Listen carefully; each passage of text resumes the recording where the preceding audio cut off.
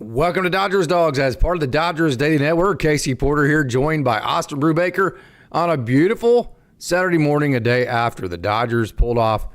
I don't know what I think it was called. You would call that win because you have more talent. I mean, you outslugged. I mean, you got out hit 11-5. Really have no idea how the Dodgers won that game other than they slugged. So, Austin, how are you, man? Casey, it's great to see you. Yeah, the Dodgers were able to outslug Kansas City yesterday, and what turned into be a nail biter right down at the end. I'm sure we'll get into that play by Freddy Freeman to be able to save the game. I was actually driving back from Fort Wayne, listening to it on the radio, and bases loaded, one out. Here comes the perfect moment for Jack Caglianone, who's an absolutely incredible hitter, coming up to the plate, and you're thinking, oh no, here we go again. This is gonna be absolute brutal, and then hits it into the double play, and you could just hear it from the booth, just the screaming with excitement when Freddy Freeman was able to hang on to that ball. Just absolutely excitement for that. Dodgers were able to outslug, and they were able to, in spite of a rough performance by Dustin May, be able to go out there and get another victory. The Dodgers are starting to stack up victories. This is now 5 in a row, and you date this back to when the series, when they were facing the Padres and the Giants, and now they're facing some of these other teams. They're really starting to get on a roll, and they're really starting to build a lead right now. The lead in the division, which is really big, because then you can play some bigger picture stuff. You can be a little bit more patient maybe towards, or a little more selective towards the trade deadline, that kind of thing, and really kind of evaluate the way things go. So Dustin May, let's evaluate. First of all, wanted to get into Kansas City. Jack Caglianone, I had a chance to watch him in Stillwater in 2024 when his Florida Gators came to Stillwater to play OSU in the regional hosted in Stillwater, and OSU beat him the first time. Caglianone actually pitched that game. He's about 97, 98. He's pretty intimidating off the mound. But Nolan Schubert, Aiden Miola, Zach Earhart, who are all going to be professionals, they hit some home runs off him. We beat Florida the first game. Florida came back and beat Oklahoma State 2 times. So I got to see Caglianone play, 5 games? And I can tell you, he went like 2 for 20-something. It wasn't pretty, kind of like he's done so far in the major leagues. But then he hit 2 home runs, and it was like, oh, my God. So let's just hope Jack Caglianone continues at least until the Dodgers leave town, because I root for the Royals. I root for him, too. Wonderful young man. Got a chance to meet him in Stillwater that weekend. So I root for him and the Royals. Let's hope that he just continues for a couple more games, scuffling around the major league level. He came straight from the AA level. This time last year, he had not even been drafted yet out of Florida. So he's a huge prospect. And then Bobby Witt Jr., I wanted to mention the coach that I coached underneath for 18 years, Hall of Fame coach John Chappell, All-Stater here in Oklahoma, in the OSSA Hall of Fame. Won over 500 games in his high school career. I was part of 2 decades of that, so that was super exciting. Wanted to say that to say he actually played college baseball at OU with Bobby Witt Jr.'s dad, Bobby Witt. And Bobby Witt was a pitcher in the 80s, and he threw like 700 miles an hour. And back then at OU, and also some while he was a pro, he had no freaking clue where it was going. So, this is like 1982, 1983, somewhere in there. And these guys are having to catch indoor bullpens of Bobby Witt Jr. in 1983. Now, keep in mind, the indoor facility at Oklahoma State was a national power, was underneath the basketball gym, and you could not see a thing. So here you have this guy throwing 98 miles an hour. You can't see it. You don't know where it's going. And Chappell said you just throw on all the gear, and you'd put about 5 hay bales in front of you. And if he just threw one wild and hit the hay bale instead of you. I thought that was a funny story. Baseball has awesome stories like that, doesn't it? Baseball has amazing stories, yeah. And with Kansas City, look, they've got a couple of really good young hitters in Bobby Witt and Jack Caglianone. They've got some other players that are really solid. Kansas City, let's not forget, last year made it to the playoffs, went up and challenged the Yankees, made it past the first round of the playoffs, ended up falling short against New York in the ALDS. But with Jack Caglianone, with Bobby Witt, they're going to have really exciting futures. And I was listening to it on the radio. I didn't actually get a chance to watch the first portion of the game because I was watching the Great Lakes game. So I actually didn't get to see much of Dustin May's start. So I'll let you kind of handle a lot of that stuff today. But what was interesting, there's a couple of strategic moments within the game that they had. When Anthony Bonta went into the game, gave up the double to Pasquantino, and then they decided to intentionally walk Salvador Perez Perez to get to Jack Caglianone, with him being a potential go-ahead run with that amount of power that he has. That was a strategic move where it's like, I don't know if we really want to do this, even though Salvador Perez, very much a professional hitter, he went up and was able to get him out. Anthony Banda was, and then you have the end play that the Dodgers were have. Jack Caglianone is going to be a good player in Major League Baseball one of these days. Let's just hope that the Dodgers keep finding ways to be able to get him out, because those two moments were the key moments pitching wise for the Dodgers during the game yesterday. Yeah, that was a no-brainer. Caglianone has struggled, and like I said, I saw him hit probably 20 times. I think he got out 18 times, and probably 9 of those were strikeouts. So, especially when you have a major league, that was a mismatch, a major league lefty on lefty. That's for one. That's the big deal. Yeah, and you got Caglianone, who just isn't a good offensive. He's just not a good major league hitter yet. I mean, matter of fact, I saw him in Tulsa probably 4 or 5 times earlier this year, and the Tulsa pitchers just carved him up. I mean, carved him up every time that they pitched against him. He just had no success against Tulsa. So, not only do the Dodgers have the scouting report overall of him, they also have the scouting report for how the Double-A Tulsa pitchers approached him, because he went straight from, I think he went straight from Double-A to the major leagues. And I'll bet the Drillers had 40 to 50 at bats of scouting report against him, so they felt comfortable about the scouting report. They felt comfortable about the left on left. They felt comfortable that he's not a good major league hitter right now. And then you just never let Sal Perez beat you if you're playing the Royals. There's no doubt about that. So I think that was an absolute no-brainer. And that kind of goes to the Dave situation. This is one of the points that I wanted to bring up, and the managing that he's done. Alex Vesia has pitched on 2 out of 3 days, but the prior 2 against Colorado, he'd only pitched a third of an inning. So he had Alex Vesia available. Tanner Scott obviously is available. Anthony Banda was available. And so when you look at the way that Dave has worked the bullpen since they lost, I can get to it here in just a second, but and look at the exact numbers of this. Dave has been managing the last 3 or 4 series to win game 1, because he knows if you win game 1 of a series, the talent and depth of the Dodgers is going to take over and win at least one of the next 2. That means you win the series. So Dave really has made sure in the last 3 or 4 series that he's had all of his bullets ready to go for game 1, including last night, and that to me is what won the game. Yeah, he had all of his bullets ready to go for game 1. A lot of these guys have pitched a bit, but they've also done a lot of stuff like what we saw a little bit with Anthony Banda, where they would come in, get the matchup right, but only go to the end of that inning. Only get 1 to 2 outs, which means that you're available more because you're not using as much bullets. You're only throwing a handful of pitches and only getting 1 or 2 outs. And I think he's had to mix and match with that and using it really effectively. He's also, and this is something that because of the schedule advantage that the Dodgers have had recently, he's not been afraid to go out and do whatever he can to stack up wins right now when they've had opportunities to on their schedule. Not to put lightly what Kansas City is, because I think they're a talented team, but even with games like Colorado, when they had an opportunity to, they were not afraid to go to Tanner Scott. They used him twice during that series. They have been effective with what they've gone out there, and I know it was a little bit rough with Tanner Scott yesterday, but he's been really, really solid as of late.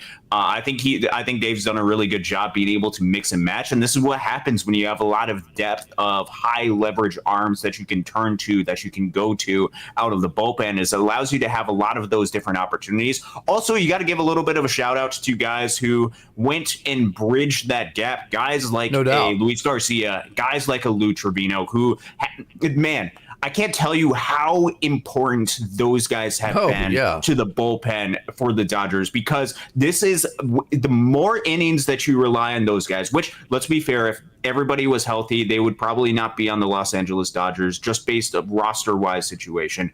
But what they have been while they've had some guys out, and the more innings that they can take is the less innings and less tax that you're putting on guys like Tanner Scott, Alex Vesia, Kirby Yates, the guys that you are anticipating to be relying upon during the postseason. And with those guys, they were able to bridge the gap from a more rougher start for a Dustin May and get it to a place where you could actually turn it to the back end of the bullpen. Lou Trevino has been pitching a lot recently, and he's come up in a lot of big situations. Luis Garcia, obviously, earlier in the season, played a really big role for the Los Angeles Dodgers, and I anticipate them to continue to, as the season progresses and as more and more innings come along, especially while the Dodgers are kind of waiting for some more guys to come back. The more that you can rely upon these guys and the more success that they can bring within those innings puts them a little bit into the equation, but more so allows you to be able to rest more some of these guys and not rely upon Kirby Yates every single day, rely on Alex Vesia every single day, rely on a guy like a Jack Dreyer who is starting to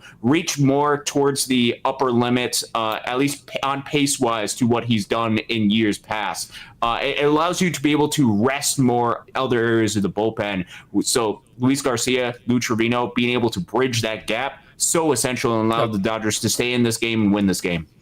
So you say the Dodgers have a lot of depth in the bullpen. I will disagree with you on that because when you look at I think the Dodgers have Tanner Scott, they have Kirby Yates, they've got Alex Vesia, and then beyond that, they just have dudes. And what I mean by I don't mean that in any negative way. What I'm trying to say is any organization on earth could have Lou Trevino, Luis Garcia, Jack Dreyer, even a Justin Robleski, a Ben Kasparius. Those aren't guys that the Dodgers went out and paid however much they paid Tanner Scott to go get. Those are just guys that every club in the major leagues could have. So if you're saying the Dodgers have depth through the bullpen, that's because they built it through guys that every club in the major leagues could have. And from that perspective, that's very impressive. So going back to kind of my point is, the way Dave wants to have it happen is he wants to have Tanner Scott, Alex Vesia, hopefully Kirby Yates, Anthony Bonda available for game one. That way you throw all your bullets in game one, you win game one, then like I said, you just use your talent to overwhelm the other team in one of the next two games. Here's to my point right here. The Dodgers lost the first game in the Marlins series last month. They lost the first game of the D-backs series, the A's and the Angels. That was not a fun stretch of baseball, if you remember that. Nope. Since then, the Dodgers have won 8 of the next 11 first games of the series. So that goes to show you how much emphasis it's like. We're losing the first game of the series, which means even though we're better than the other team, all they have to do is beat us one out of the next two, and that's putting us in jeopardy of losing series. You say it all the time. The goal of Major League Baseball, in 162, you go from this big, it's like James Ellison said, it's like you're eating an elephant, this big goal. So how do you break it down? We'll break it down into 3-game series. And as you say all the time, Austin, the goal is to win every series, whether that's 2-1, 3-0. Coach Barracoff says it all the time. The best way to do that is to win the first game of the series.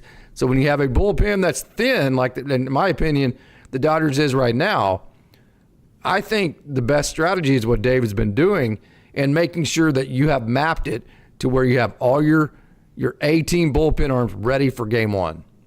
Yeah, no, that's totally fair. Everything that you were saying with that, with the Dodgers bullpen, they're obviously dealing with some injuries that they've had. Things have gotten sideways, and there certainly is some more room to be able to add some additional talent coming up over the course of the next month or so.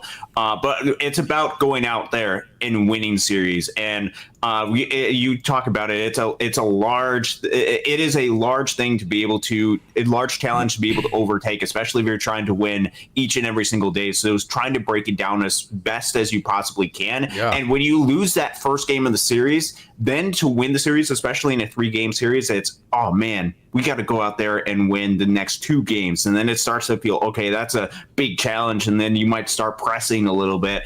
I think going out there and winning that open game is so crucial for your mindset. And it also allows you to be opportunistic on about what you're able to do and move around to different pieces to be able to go out there and, if things aren't going well in the first game, be able to set things up to be able to go out there and win the third game. So I think this stretch that the Dodgers have been on, when they've been winning that first game, when they've been winning a lot of these series, has set up the team so incredibly well. Yes. Even with, as you had mentioned, all the different injuries, all the lacksome of depth that they have on the pitching side, they've been able to go out there and still be effective. That's a testament to the talent of the Dodgers right now. It is. So let's get into the Dustin May talk. And I know Ryan's already had a comment that I totally agree with. I'm going to come at this from a teammate perspective, from a manager's perspective, from a broadcaster's perspective, something I've been at all those levels, or just even just a casual fan, okay? He is frustrating as hell to watch. I mean, it's like, golly. I mean, I know Coach Holt says it all the time. I mean, like, we stopped, like, when these kids were 14 years old yelling from the dugout, hey, just throw strikes. But yet here I am watching a major leaguer who's as talented as Dustin May. And I love Dustin May. I love his energy. Yeah. I think he has a world of potential. I don't mean this to throw shade or anything like that. I say you just have to be honest. Literally, when I'm sitting and watching him, the only thought in my head is, dude, just throw strikes. I mean, it's like we're going back to like how you would instruct like a 14-year-old, like just throw strike. And then I know he's not trying to throw balls, and I know he's not trying to pull a sweeper. He's not trying to do any of that. But still, we're on a major league mound. We're a major leaguer. We got to get this figured out. The Dodgers are trying to win a World Series. Just way too many uncompetitive pitches, way too helter-skelter. It just puts the game just in a state of chaos, if you will, if you're the Dodgers when he is out there. Because then, he gives up the 4 runs in the first 2 innings, and then doesn't give up any more runs after that. So then you kind of leave scratching your head like, this goes back to exactly what I was talking about. This is why right now bullpen's not the answer, because you saw the 4 runs came in the first 2 innings. Well, what if he was a bullpen guy and only threw 2 innings? And those were his only 2 innings he got to throw. At least he got to throw the next 2 innings, overcome some of that, and get you closer to that bridge you were talking about earlier. But right now, Austin, honestly, I don't have any. I don't know how to even describe what Dustin May is right now, other than if you've ever if you've ever had to break a horse before or break a bull or whatever it may be. That's kind of what it reminds me of. You have days where you're like, okay, it's going my way, and then you have moments where like, holy cow, you end up in Alaska, right? That's just kind of where to me Dustin May is right now. Yeah, is that too harsh? It is. No, it's. First off, I want to say that Dustin May, his journey and his ability to be able to come back and pitch as much as he has been a win for the Dodgers. Going throughout his entire career, he really hadn't passed more than 50-some innings at the big league level throughout his entire major league career, and he's currently at 82 2/3 innings when the Dodgers desperately need starting pitching innings. I think that is a big success. I think that is a great win for Dustin May. This season has been very much a roller coaster for him, which probably honestly should have been expected with him coming back for as many injuries as he has. But the command issues, should that be expected, do you think? I think there could be a little bit of stuff that could happen. All of this is, I'm going to preface, this is just kind of the preface before I get into the meat of some of this. With his ability to be able to come back, I think that is a great thing for the Dodgers, that he has been able to come back and pitch as many innings as he can.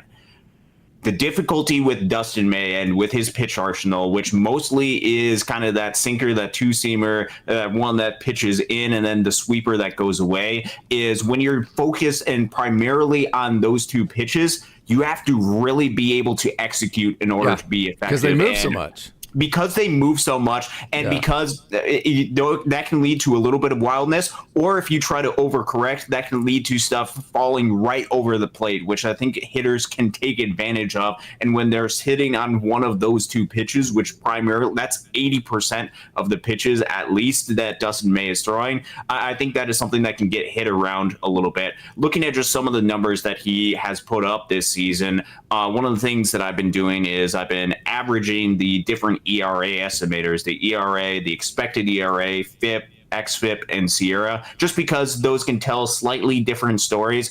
If you average all of those together, that's a 4.56 average ERA estimator for him, 4.68 ERA on the season. There's not a ton of swing and miss. There's not a ton of strikeouts, which is typically something that you're looking for. You're either looking for a lot of swing and miss, or you're looking for a lot of ground balls from guys out of the bullpen. Or strikes. You can't not throw strikes and then not get swing and miss. Yes, right? And so the combination of strikeout percentage, which for him right now is about 20.8, which is fine. It's about 42nd percentile. It's about average. The walk percentage is at 9.7%, which is below league average at the 30th percentile. And ground ball percentage is at 46%, which is upper echelon, but it's 69th percentile. So there's not been anything that's been overwhelmingly amazing about Dustin May right now, which I think has to do with him working his way back and just not being able to execute at the perfect level, which I think for Dustin May, with his arsenal that he has right now, with as much movement as it has,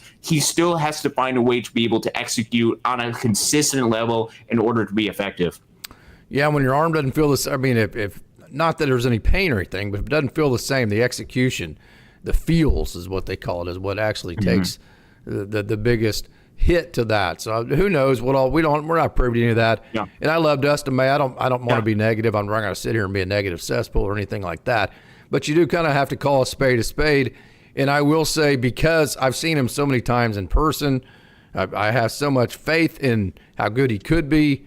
I'm just frustrated right now. I'm sure he's more frustrated than anybody with not being able to get to where he's capable of being. And to say that here we are frustrated, and you're talking about like league averages all over the board for him.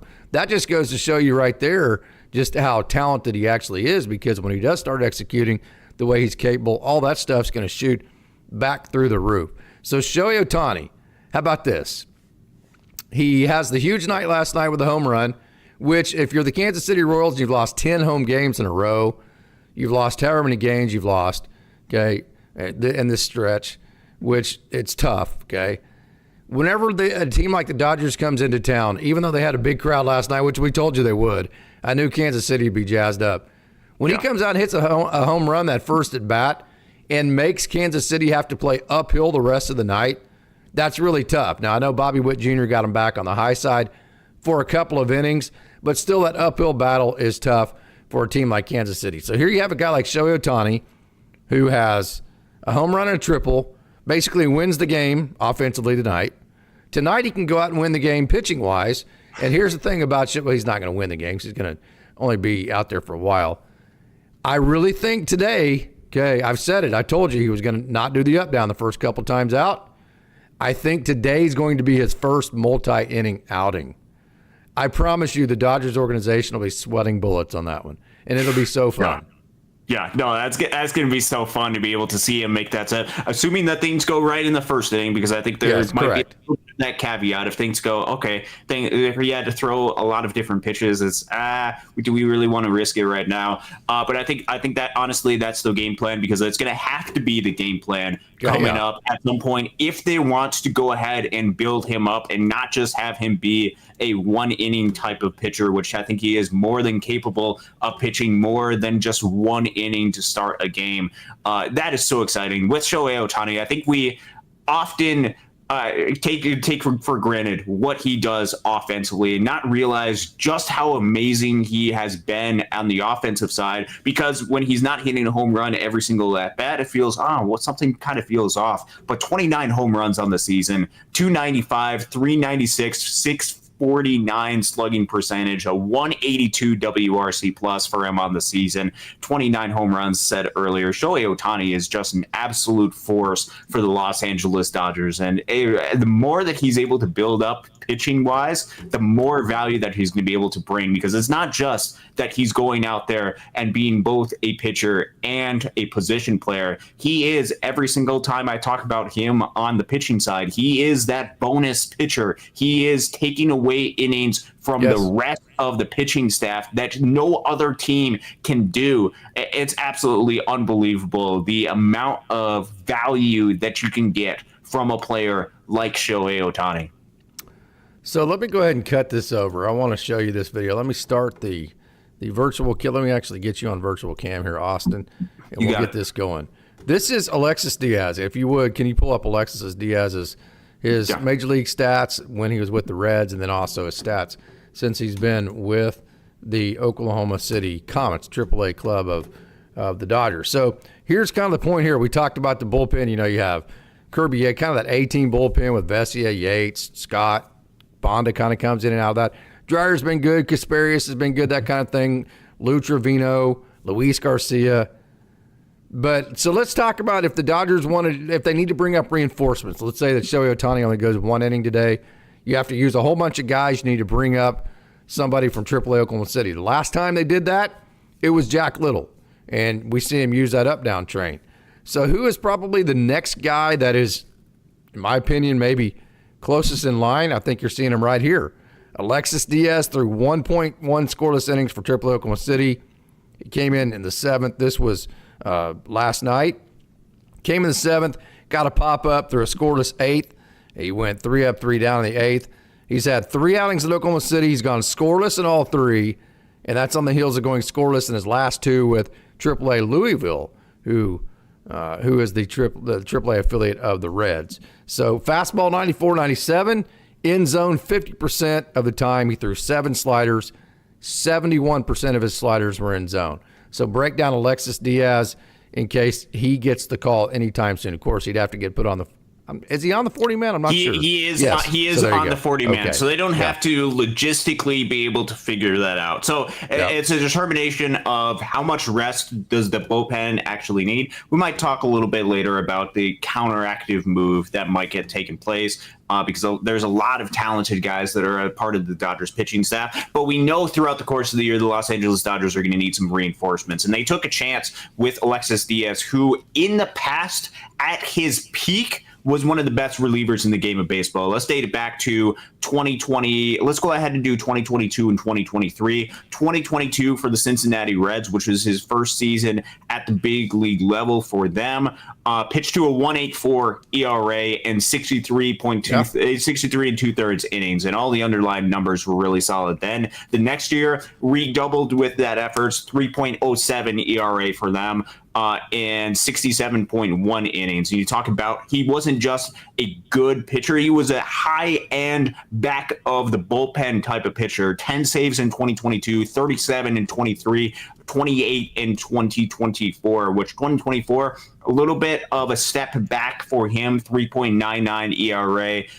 Just wasn't quite as effective. You saw the strikeouts dip a little bit for him. And then this season for Cincinnati, when he was at the big league level, just was not the same pitcher for whatever reason. Mechanics seem to be all over the place a little bit for him. A 12 ERA for him in Cincinnati. The Dodgers were able to get him, and there hasn't really been necessarily a whole bunch of swing and miss for Alexis Diaz, at least yet for the Dodgers. That's still very much in there for him, but has yet to give up an earned run in his 3 1/3 innings for him.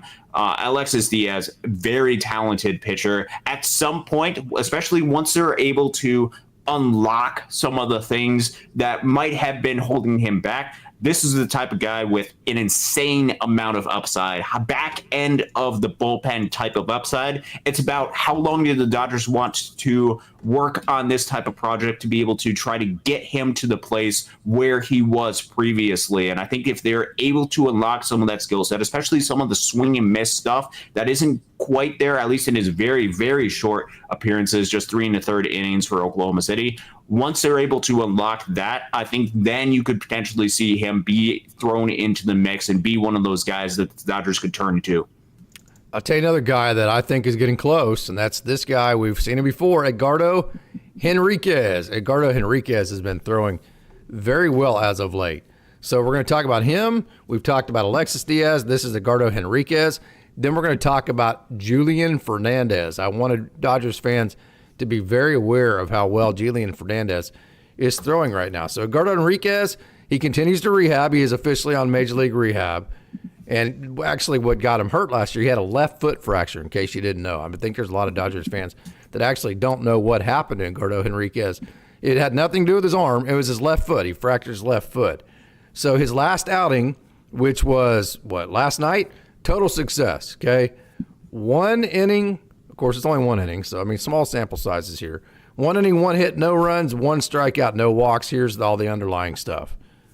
Fastball not touched, averaged 101.8. It touched 101.1.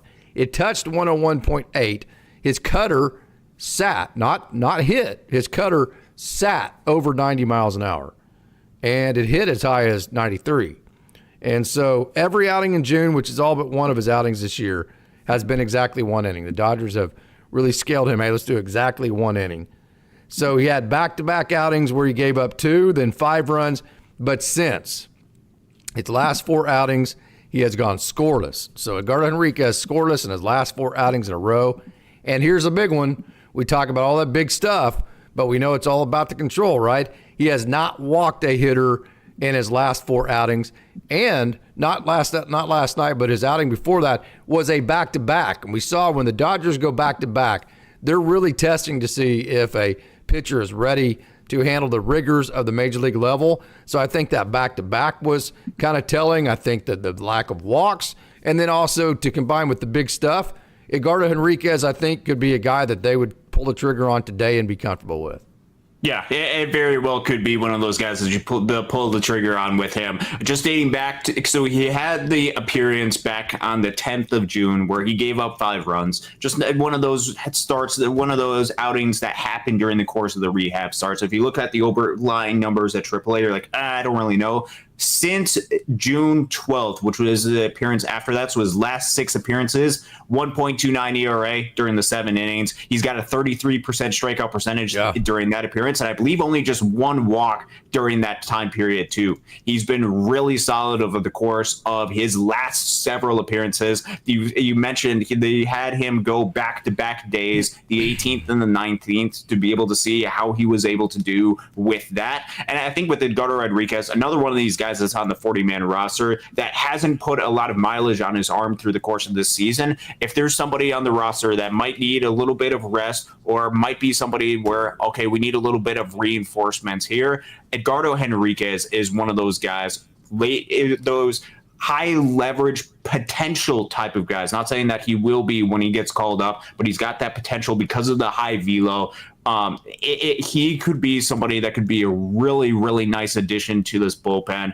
I remember back to 2024 when he started the season in Rancho and ended up pitching in the postseason for the Dodgers. Just absolutely unbelievable what Edgardo Henriquez and the talent level that he has going for him. He's one of those guys that he's on the 40-man roster. He will be on the Los Angeles Dodgers roster at some point. It's about finding a spot for him to be able to fit in, and when it's appropriate to be able to fit him in. So another guy that's pitching really, really well. This is Julian Fernandez, another guy that, hey, major league experience, minor league contract. The Dodgers love these guys. They love signing these guys. They just signed a catcher, Chucky Robinson, that's in the same boat. They have Nick Senzel, guys like that have been in the major leagues. So this is Julian Fernandez, and what I wanted to tell you about him is that in the first hitter that he faced, actually, let me back this up and you can see it for yourself. 100 miles an hour from Julian Fernandez right there. He hit 100. Those 2 pitches you just saw, both were 100 miles an hour. That one there too. So he threw 4 pitches that reached it, 4 pitches total in his 1 inning that reached at least 100. Then he also threw 2 changeups for strikeouts. That one, see that? I mean, so he has that big fastball there. That's 100 miles an hour. You just saw the changeup. You're going to see to this hitter again, the way he's going to get this guy out, changeup. See that? Wow. And that one's actually in the zone.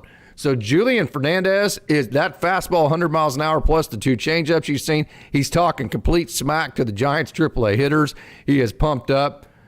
I like this guy, man. I don't think is he on the 40-man, Austin, do you know? I don't believe he's on the 40-man, yeah. no.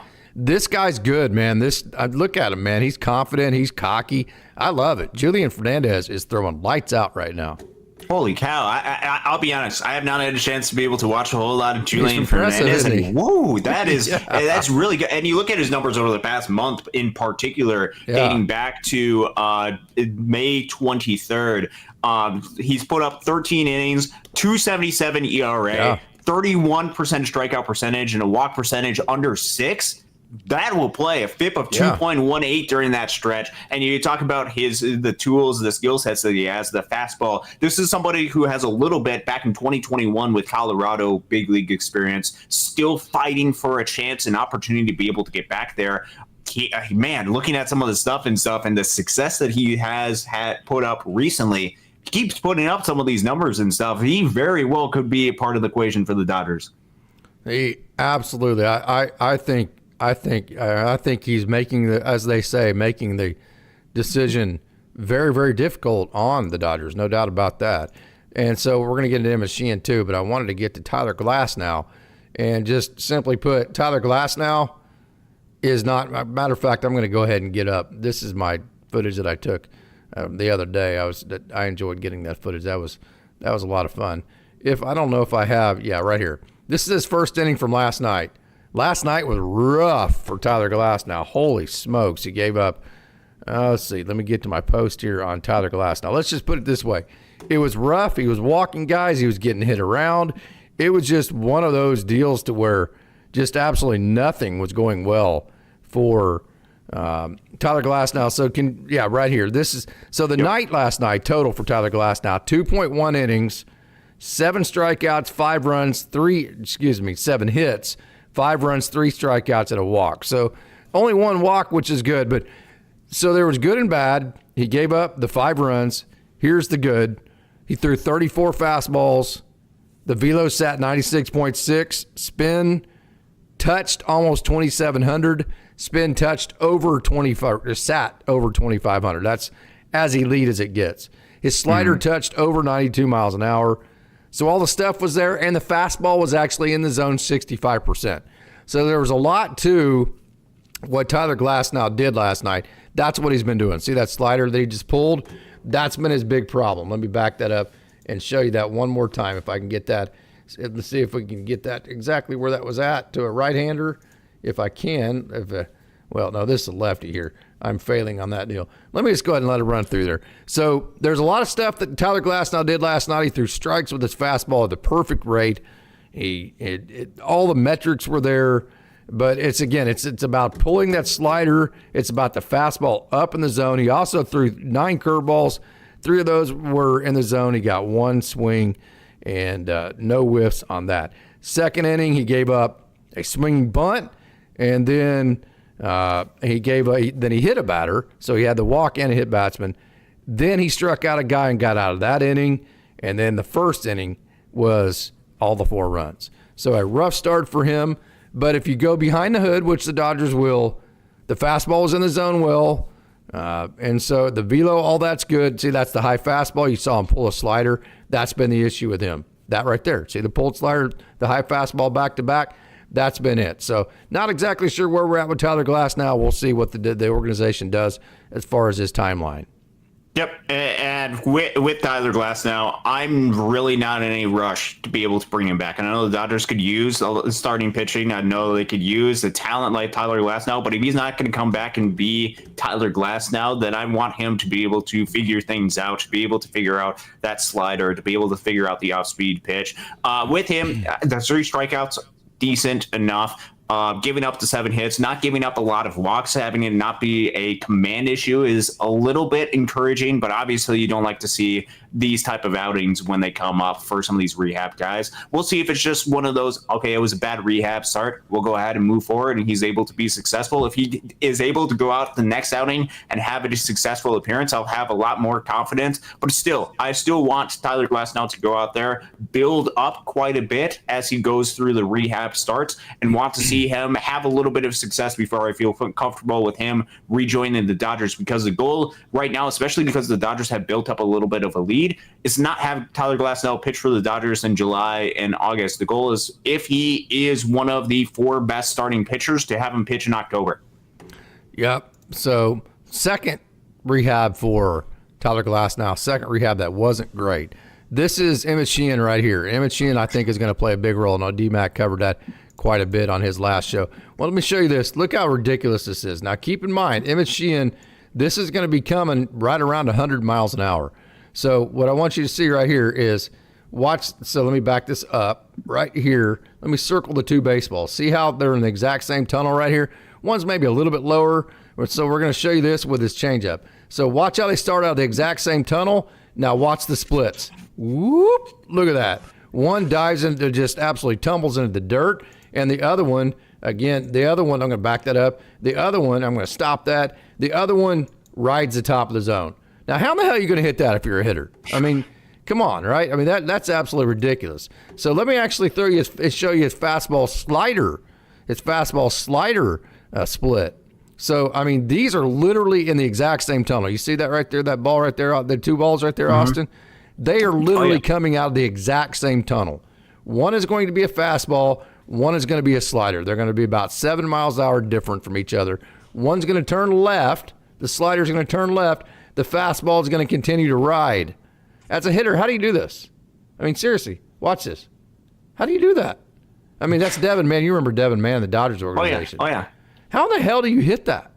I mean, literally, his changeup, slider, and fastball, I don't know how hitters could ever get a hit off of him if he executes the way that he tunnels his pitches. So I think Emmet Sheehan, for many different reasons, the velo, the tunneling effect that he's got going on really well, the fact that he's not walking anybody, the movement on the ride and run fastball to the right, the slider to the left, the changeup tumbling.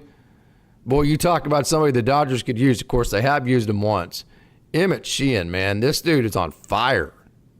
This dude, Emmet Sheehan, man, well, you can't say enough about what he did during his last appearance, which if you did not get a chance to be able to watch that appearance against Sacramento, it was one of the best pitching appearances I've ever seen at the minor league level. I believe it was perfect innings for him with 13 strikeouts in 6 innings, which I believe that's just 18 batters he faces, struck out 13 of them, got every single one of them out. Just unreal what he's able to do, the movement that he's able to generate on his pitches with his fastball that stays up in the zone that just seems to ride on hitters. You combine that with the other pitches that he is able to throw out there. This is a type of arm that if he continues to build off of this, which he will very soon be back for the Los Angeles Dodgers because his talent level is just that good to be able to be back in this with the Dodgers. You talk about a lot of arms that are injured, and you're talking about arms that you could potentially use during a postseason type series. Man, if Emmet Sheehan keeps up with this type of pace, he is one of the best arms that the Los Angeles Dodgers have. And we'll see him continue to go out there. I'm sure there will be struggles, ups and downs as he comes back from injury. But with how good that he pitched and how good he looked in Sacramento, that was a statement game that he was able to make. It absolutely was. We're going to get into the Freddy Freeman talk. Are you worried about Freddy Freeman, Austin? Get your stats fired up and kind of give us an evaluation of where we're at with Freddy Freeman. But I wanted to thank everybody who's in the crowd. What a wonderful crowd we have logged in today to Dodgers Dawgs as part of the Dodgers Daily Network. Showtime, you're a stud. One of our wonderful moderators here on Dodgers Dawgs as part of the Dodgers Daily Network. So Showtime had a question about Mike Sirota. So do you think the Dodgers should fast track Mike Sirota, seeing that he's gone from single A to high A, and you've got a chance to see him in person, and he just has not slowed down whatsoever? Mike Sirota, do you feel like they should fast track him? Okay, so let's preface this with Mike Sirota has been one of the best hitters in minor league baseball this season. But it's him, Edgardo Henriquez, that are at or towards the top in production and in all of minor league baseball. You talk about Eduardo Quintero? Eduardo Quintero, yes. Eduardo okay. Quintero, sorry about that. Eduardo Quintero and Mike Sirota have been some of the best hitters in all of minor league baseball. And Mike Sirota, he's gone out and been absolutely on fire. What I will say with Mike Sirota is there's some personnel in the dugout for the Great Lakes Loons this past week, and Mike Sirota went out there and hit a 110-mile-per-hour home run deep into the sky on Wednesday, I believe is what it was.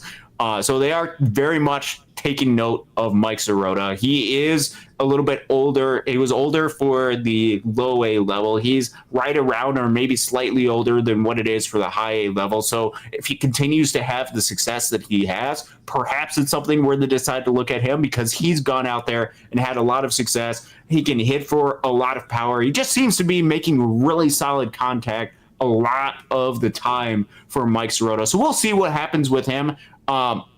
I don't know exactly because they've got a lot of talent in Great Lakes in that outfield. They got Zaire Hope, they got Josue DePaula, they've got Kendall George, they've got Mike Sirota. It's absolutely flooded with talent. But Mike Sirota is the guy that they decided to turn to because of his age, because of just how good he has been with Great Lakes. It wouldn't necessarily completely surprise me, but we'll see what happens. I'm in as a diehard Great Lakes Loons fan, I'm in no rush right now, but we'll see what happens. Yeah, no doubt about that. The problem with that too, we've addressed this before, but the problem with that too is that if you do that, okay, what do you now do with Damon Keith, Cole Myers, Chris Newell, Ezekiel Pasgan, who's had a great year, and Jose Ramos? Yep, that is the question. What do you do with those guys? You just throw them in the trash can and say, hey, I know you guys are super talented and you haven't quite figured it out yet, but we're just going to move on from. At that point, if you move up Mike Sirota, then one of those guys has to go up to AAA because you can't just sit there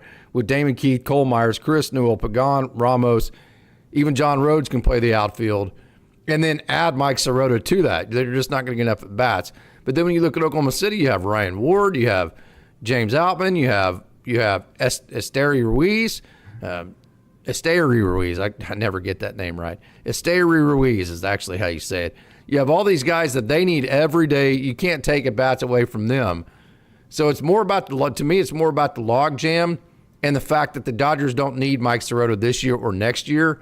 So really, what is the point in pushing him up and then pushing somebody into a bench role that needs every day at bats? I think that's the biggest point for him. Yep, there is a logjam within the organization. You always have to keep that in mind.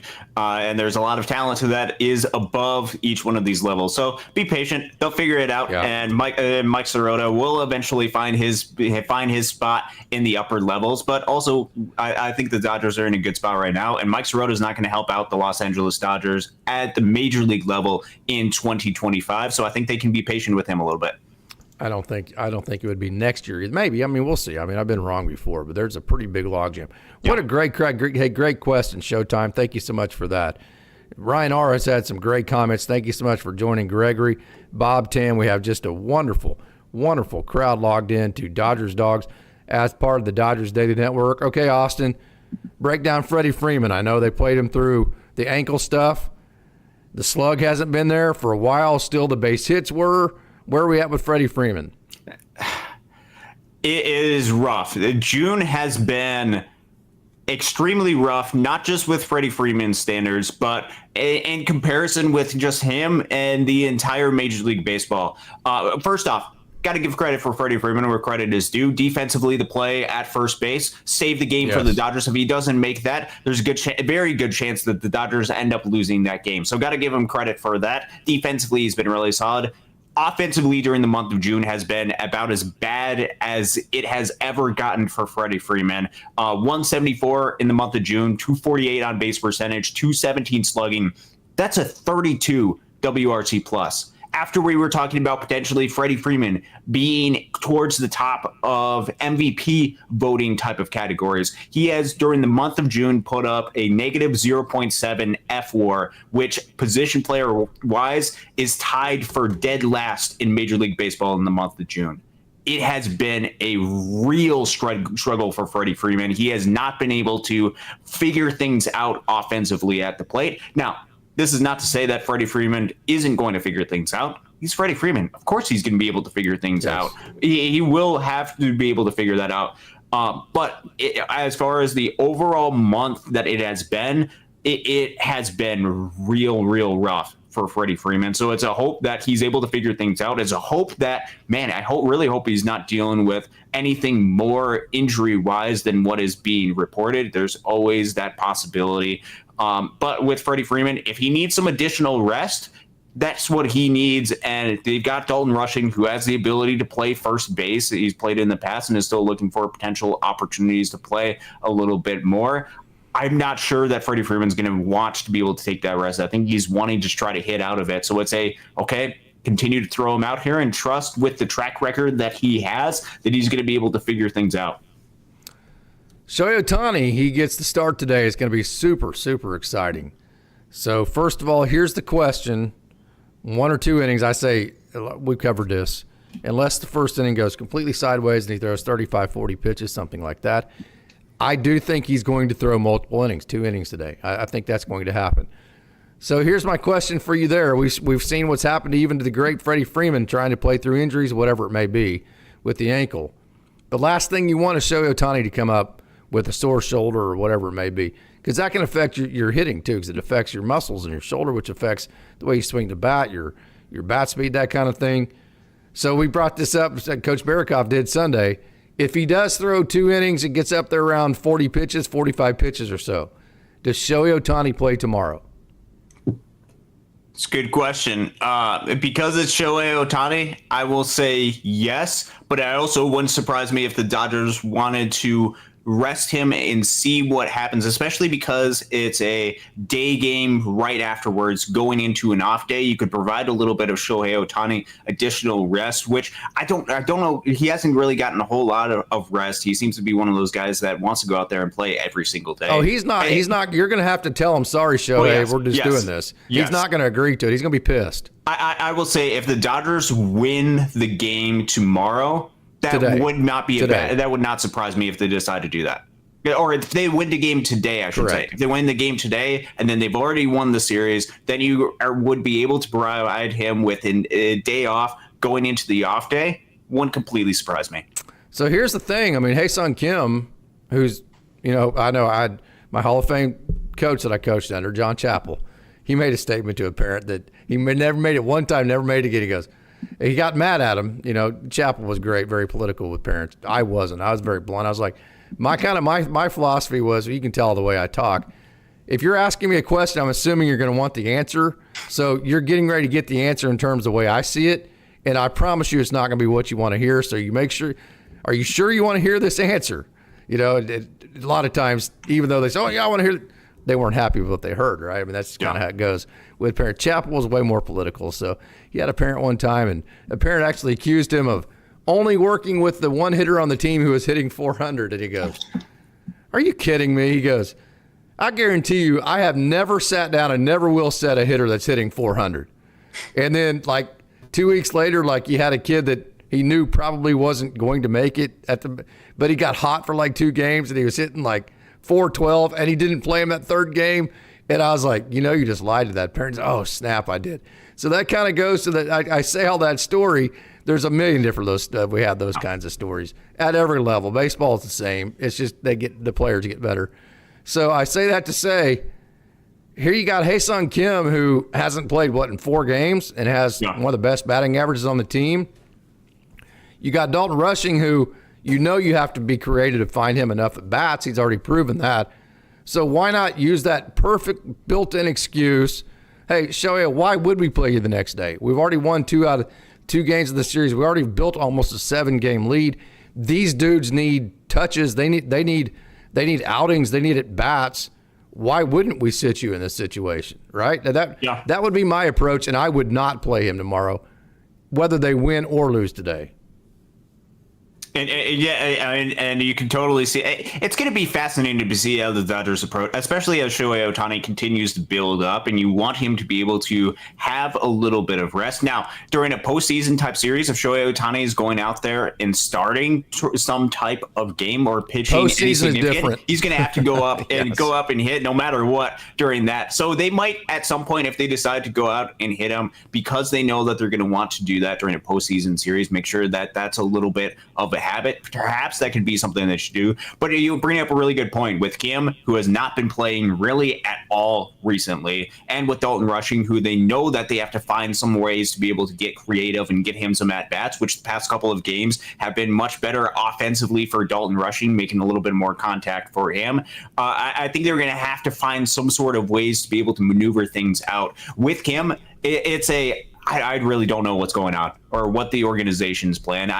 I'm assuming that the projections for Hae-Sung Kim is for him to be a little bit of that utility type player. But even with that, they're not playing him as a utility type player. They're turning to a Miguel Rojas or Kike Hernandez before they are turning to a Hae-Sung Kim, which I know with Ha-Seong Kim, with some of his numbers, there's some concerning things that are putting in there, like the 450 batting average and balls in play that will go down eventually. Of course it will. The difference between his weighted on base average and his expected weighted on base average, that will regress at some point, but because of his speed. He's going to be able to find ways to, I believe, still be above average if he's still able to make decent enough quality contact, and you still have to be able to see what you got going on with him. It remains baffling that they haven't even if it's just every other day we'll try to find some sort of way to be able to fit him in. I think the difficulty with that is with the amount of talent that the Dodgers have and with the amount of star players that you expect to play every single day, you don't really have a lot of room for the guys on the bench to be able to mix in a whole lot, which means that if you're on the bench, it's going to be once every 3 games or so that you might be able to fit into the mix, which right now, with the amount of playing time that Ha-Seong Kim is getting, maybe he would actually take that. Yeah, so the question becomes with him and Dalton Rushing or any of these guys that you bring up that don't have a defined everyday role. The question is, are they better off as sitting in a dugout at the major league level, getting to talk to Shohei Ohtani, getting to talk to Yoshinobu Yamamoto, getting to be in big league environments, getting acclimated to the intangible aspects of all of those situations? Are they better there, or are they better getting physical at bats in front of 2,000 people at a AAA stadium on a Tuesday? Which one's better? And I think that's different for each player. I think right now, Alex Freeland squarely, he has enough holes in his game, the swing and miss, that kind of thing, where he needs the everyday at bats. I think that's squarely the case. I think with Dalton Rushing and Ha-Seong Kim, I think Ha-Seong Kim is getting a better experience in terms of development, sitting on a major league bench, even not getting playing time, than he would be with AAA Oklahoma City. And I say that's a very hard thing for me to say because I would love to get to watch Ha-Seong Kim play in person all the time. I'm on the same boat with Dalton Rushing. Those two guys are better than AAA. They're above AAA. They have nothing to offer as far as being a AAA player. AAA baseball, to me right now, would not be developing them the way that being in the major leagues would, even if they're not playing every day. So even if Ha-Seong Kim doesn't get any more playing time than he is right now, I think that the organization is making the correct move with him and Dalton Rushing to leave them both up, even in a limited role. Would you agree with that? So I would agree with Dalton Rushing in particular because there's a lot of things that he has to do behind the scenes, the working with a lot of the different pitchers, all of that different stuff I think is really good for the development of Dalton Rushing. I think there is perhaps some things that you can talk about offensively wise to where, he needs to see more playing time in order to get acclimated to the big league level. With Kim, I'm a little bit more on the fence of that. I think it's really good to be able to have him surrounded by the big league guys, but if he's only playing once a week, maybe twice a week, I don't think that's good at all for his hitting development, unless that's the exact role that the Dodgers have envisioned for Ha-Seong Kim when the Dodgers signed him. You would especially with the hot streak that he's been on recently, you'd love to see him be able to get some more playing time, and I believe that would be good for his development. With Ha-Seong Kim, with the playing time that he's getting right now, I think it's too little to be able to help advance and develop him. I don't necessarily know if he's going to be an every single day type of player. I think Dalton Rushing is a good thing that he's up at the big league level. With Ha-Seong Kim, I'm a little bit more on the fence just with how little that they're actually playing him at this point. But if this is the role that he's developing, the Dodgers envision developing him into, then I think it's totally fine that he's at the big league level. I would just like to see him be able to get a few more opportunities than what he's getting right now. So let me push back. One, the Dodgers are building a big lead in the NL West. Their schedule's getting ready to get a lot easier. They're getting ready to get more healthy. We already see Tyler Glasnow on the mend, that kind of thing.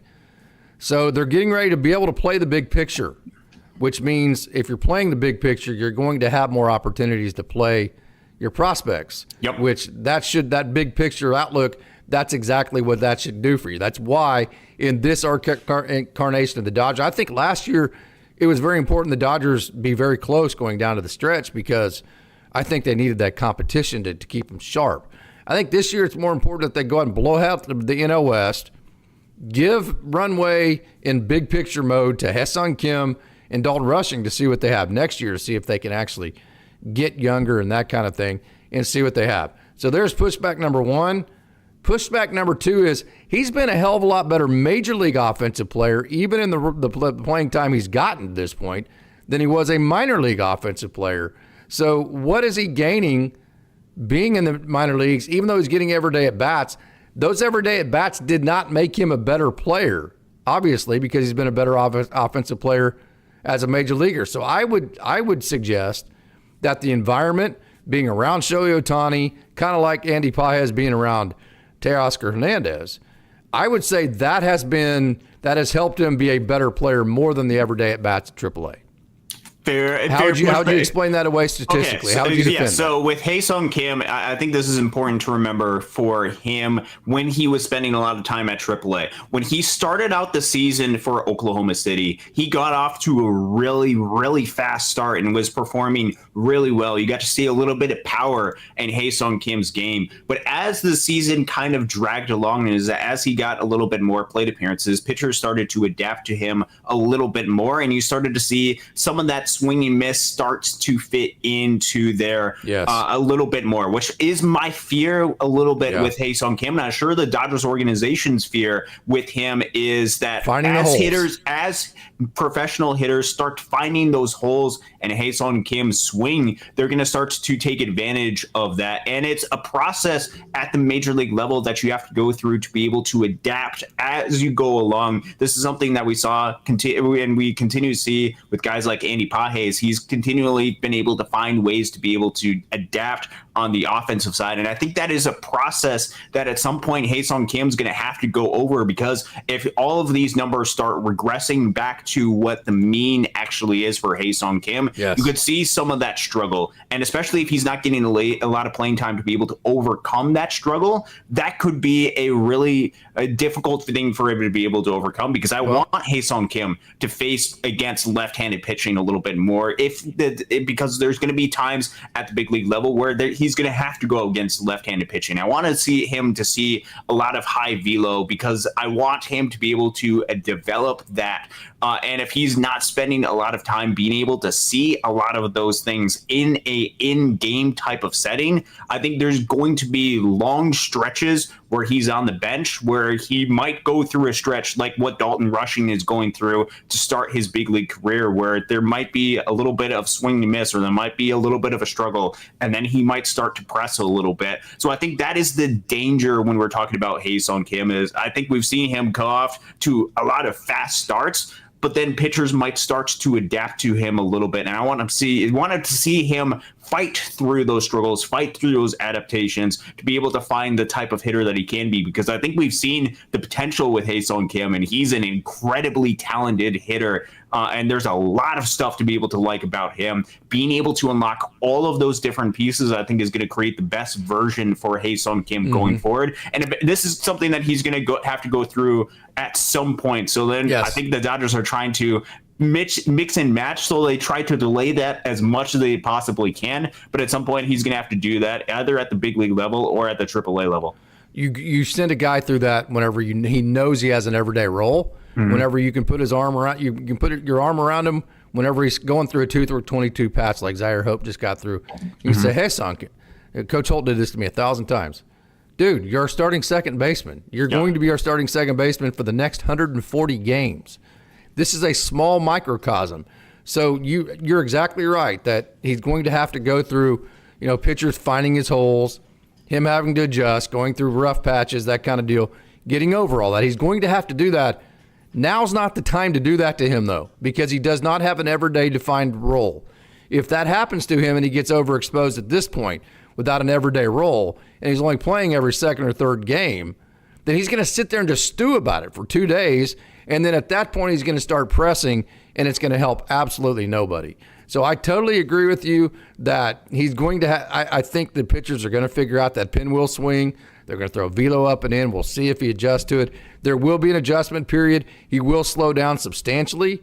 I just don't think they have a big enough role for him to be able to play out that process this year. I don't think that role will be available maybe even next year or the year after that. I think that would be the time whenever he has an everyday role. So at this point, I think the best thing you can do for Ha-Seong Kim at the major league level is to hide him a little bit and to put him in matchups and to not expose his weaknesses at this point, so you can get out you can squeeze the most juice out of that orange, if you will, at this point. So where do I go wrong there?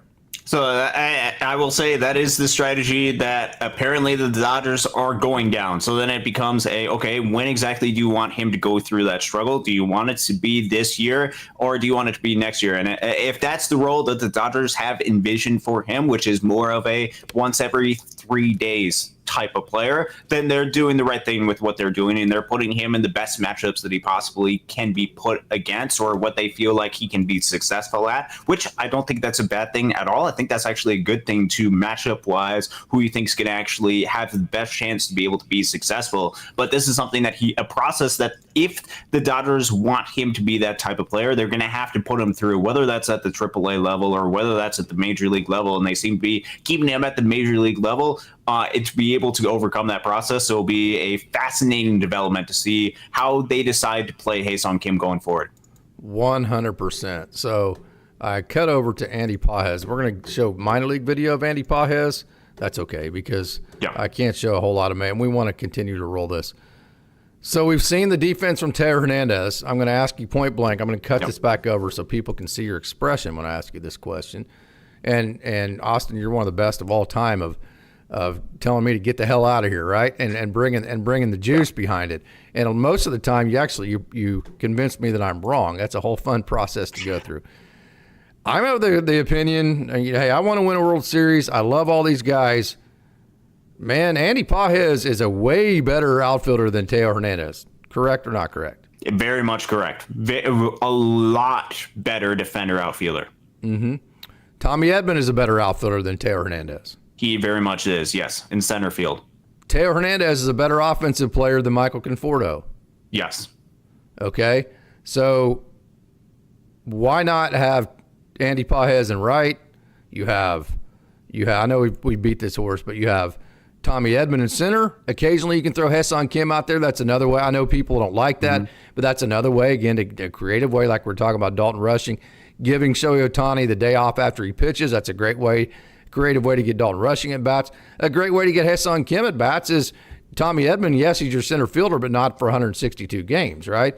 So why not Andy Pages in right, or Tommy Edman in center, Teo Hernandez in left? Michael Conforto then becomes a matchup bat off the bench. It really boosts your bench at that point. That also gives Ha-Seong Kim time to play second base. Probably gives Kike Hernandez more playing time at second base, that kind of thing. What is wrong with that? Or is it too soon? Or just, hey, the Dodgers are up 7, so shut up, fat old man, right? Which one is it? Nope. Teoscar Hernandez, if you look at outs above average in right field, which I believe he's exclusively played right field, which I don't know what exactly is the thought process behind that. It could be because he graded out better in right field last year than he did in left field. But even with that, you would expect a little bit in left field. You're curious if there was some sort of conversation that they had in contract negotiations, just because he's exclusively played in right field. If you look at outs above average, which is one of the defensive metrics, he's at -8, which is the first percentile in Major League Baseball, which first percentile not being number 1, that means dead last in Major League Baseball. Teoscar Hernandez has not been a good right fielder. I know defensive run saves has a little bit of a different outlook for Teoscar Hernandez in right field, but even if you average the two, Teoscar Hernandez has been below league average in right field, and this is particularly evident when you have Andy Pages, who's as good, or who could be as good of a right fielder, or one maybe of the best better right fielder defensively in the game. He very well could be the best right fielder 100%. in the game of baseball with his arm and what he's done defensively on the field this year. This was the difficulty. This was one of the roadblocks that you ran into when the Dodgers decided to sign both Michael Conforto and Teoscar Hernandez, two guys that are below league average defensively, is if they are not able to hit, then you run into a conundrum, because then you have Michael Conforto and Teoscar Hernandez, who are below average defensively, and potentially an Andy Pages, who going into this year was a below average defensive center fielder. turned that around and has been decent in center field this season, but that's not the position that he's best fit at. It is right field. At some point, the Dodgers are going to have to make this conversation, because it was very apparent yesterday with some of the replays that I saw that Teoscar Hernandez, he did not make plays that should have been outs that cost the Dodgers runs. And that is not something that you can continue to have going forward. And that is something that they're going to have to address, especially if it's something where Michael Conforto is not necessarily doing great. If you're going to go out there and potentially look at adding a different player to this roster, trying to make it set up to where you have Andy Pages in right and Teoscar Hernandez in left is going to give you the best defensive arrangement in the outfield. 100%. And that's something that... And the best offense. It's going to give you the best offense as well. With Teoscar Hernandez, I know he probably wants bench. To go. I know he probably wants to go out there and be a right fielder, and that's a difficult conversation that they're going to have. But I think with Teoscar Hernandez, with the outlook of what he's looking at on this team, I think he can and should be able to understand, especially with what he's meant to the organization, that, man, that's not the best. I'm not the best right fielder out there. It's Andy Pages, and I don't think it's going to be Mookie Betts. The sprint speed has dropped out a little bit. He seems to be Mookie Betts is either a shortstop or second. He very much is going to be. So I know there's a lot of talk. Oh, what about Mookie Betts in right field? No. He is not the best right fielder on the team. That's Andy Pages.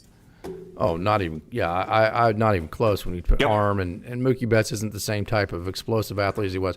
Last conversation here. We've gone on for a long time. This has been just a wonderful crowd. I want to thank everybody for tuning in. CNAV, hey, welcome in. Bob Tan, you are absolute rock star. Tracy Calvillo, thank you so much for joining. Six Pack Alley Cat, thank you very, very much for all the wonderful comments and joining our show today. Michael K, pitchers figured out Conforto swing. Yeah, no doubt about that. So we have had just a tremendous crowd today on a Saturday afternoon. So here's what I'm wanting you to do here. Andy Pages is a guy, Austin, that we have been bragging on for seeming like 5 years now, right? We're glad they gave him the runway to get on top of his game. We knew he had it in him, that kind of thing. I got frustrated with him, some of the stupid stuff he was doing earlier this year. But in terms of physical play, we knew it was all there for Andy Pages. So saying all that, this is by far, Andy Pages has never been even close to this good as an offensive player ever at the minor league level. I mean, he's had strings where, like in 2021, 2022. Yeah, 21 was amazing. Yeah, 21 he had a really great stretch there. This is easily the best version I have ever seen of Andy Pages, though. Can you kind of compare just how much better he has been than actually even anybody could have predicted? Yeah, so when you go up through the minor league levels, it is always a prediction that your numbers are going to decrease as you go up different levels. When he was at Great Lakes in 2021, the high A level, which just turned into the high A level for that season. Remember, this was a little bit of a COVID shortened season, the year right after COVID. Went out there and was absolutely phenomenal for Great Lakes. One of the best seasons that I've seen in a long time for them. Hit 31 home runs for Great Lakes. Hit 265, 394, 539 with a 154 WRC plus in Great Lakes, but was a little bit of a different hitter, very much more of the three true outcomes type of hitter. Walked 14% of the time, struck out at 24.5%, hit 31 home runs. You're talking about a three true outcome of about 50 to 55% for him, three true outcomes being one of the outcomes that he has: home runs, walks, and strikeouts. Then when he got to the AA, it was much more of a struggle adaptation for him. Only hit 105 WRC plus during his 132 games at the AA level. Age 21 season, important to keep that in mind because he was very young for that level in Tulsa. Then went and rebounded really nicely in 33 games, 147 WRC plus. Again, more of a high walks type of guy for him at the AA level. Before he got injured after his first game in Oklahoma City, then made the jump to the major league level, 100 WRC plus, round league average, not a ton of walks, but still the strikeouts were very much there for Andy Pages. This year, the game has kind of very much turned around for him, especially since what it was early in the season. You saw early in the season when he was drawing a lot of walks. Now he very much is selling out and being aggressive, which that is what I love about Andy Pages, is the aggressive nature that he has. And that has allowed, especially as he started to have a little bit of success, he started to remember just how good of a player Andy Pages is. Yeah. And batting average-wise, this is the best that he's ever done throughout his entire career, 289. So 325 on base percentage, which is in part because he's not really walking a whole lot because he's going out there and being aggressive on the field. But it's a sub-20 strikeout percentage. With a player with as much power as Andy Pages has, which is 16 home runs, he's on pace for, if he plays the full season, about 30 home runs, which would be what he was putting up at the minor league level.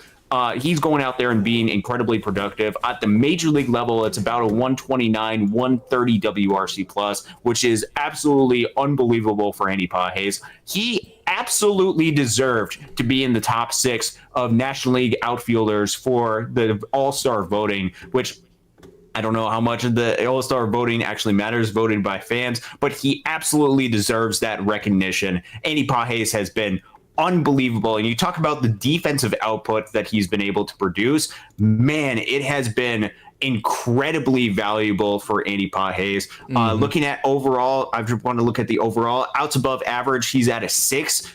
For them. Defensive run saves actually has him at a +9. You're talking about a well above average defender, no matter which metric that he's looking at, and no matter what position he's playing too. Last year at center field, he went from a -1 outs above average and a -8 defensive run save to a +4 and a +2 in both of those categories respectively. So he's turned into a really solid defender. You combine that with the offensive nature that he has, which when he's being aggressive, when he's making a lot of contact, and this is what distinguishes Andy Pages from a lot of other contact first type of hitters, is the power element that he's able to add to it as well. I think that added element allows him to be able to take his game to the next level and be able to really sustain this. And you look at some of the, is there potentially some signs for regression? Perhaps there could be, but it's a 313 batting average on balls in play, right around league average. You look at his difference between his weighted on base average and expected weighted on base average,